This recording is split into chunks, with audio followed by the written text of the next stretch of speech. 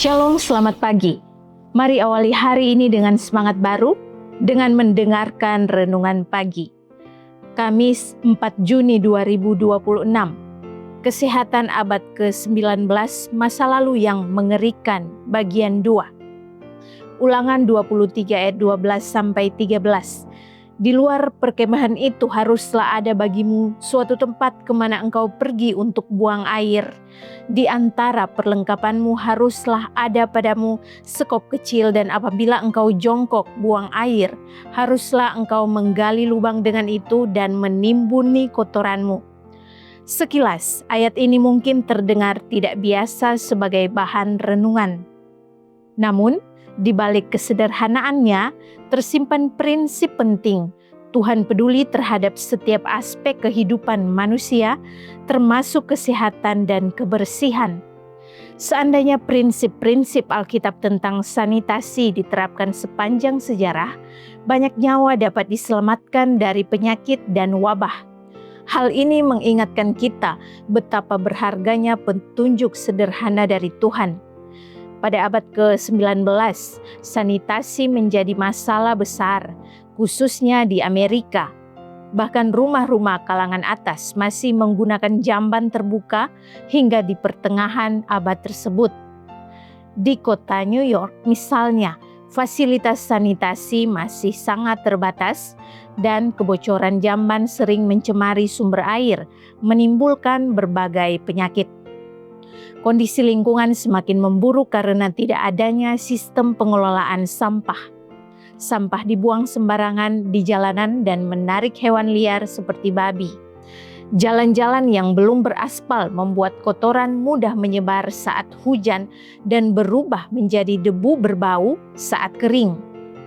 Pada tahun 1900, kuda-kuda di New York menghasilkan lebih dari 1.000 ton kotoran setiap hari, menjadikan kota-kota pada masa itu penuh dengan bau tidak sedap.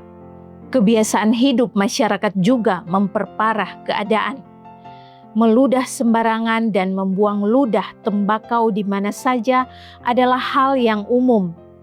Selain itu, pemahaman yang keliru tentang penyakit seperti anggapan bahwa penyakit disebabkan oleh udara buruk, miasma, membuat orang justru menghindari ventilasi yang baik sehingga kondisi kesehatan semakin memburuk. Gambaran masa lalu yang indah seringkali menutupi kenyataan yang sebenarnya. Masa itu adalah masa ketidaktahuan yang membawa dampak besar terhadap kesehatan. Wabah penyakit seperti demam kuning merenggut ribuan nyawa. Di Memphis, Tennessee pada tahun 1878, lebih dari 5.000 orang meninggal dari populasi yang relatif kecil.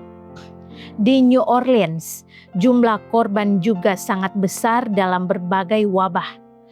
Ironisnya, banyak orang saat itu mengaitkan penyakit dengan udara buruk atau miasma, sehingga mereka justru menghindari ventilasi yang baik. Sebuah kesalahpahaman yang memperparah keadaan.